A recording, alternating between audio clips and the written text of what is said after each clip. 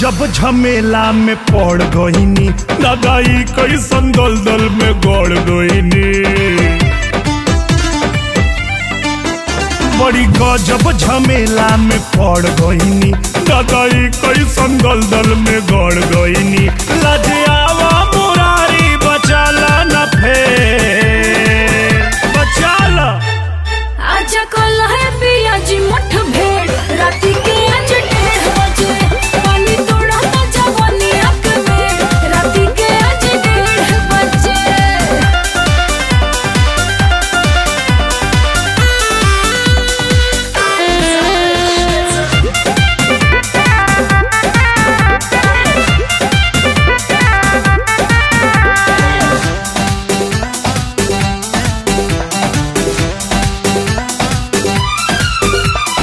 महंगा पड़ल बाई प्यार वाला खेल बड़ुएरा फतरा में जियरा अकेल। महंगा पड़ल बाई प्यार वाला खेल बड़ुएरा फतरा में जियरा अकेल। बदन में उठता बेलहर पिया जी जवनिया ढाहता बेकहर पिया जी। खुदे वो घर में मूड़ी फसवनिया ने।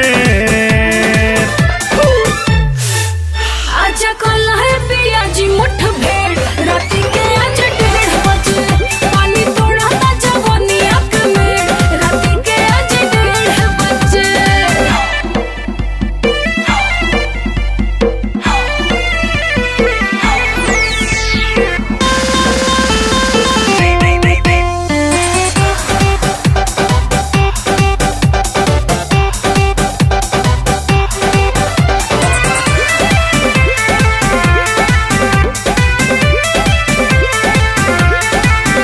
दुगो नाई पे गोड़ बाटे बची नहीं जान आगे कुआं पीछे खाई आई भगवान।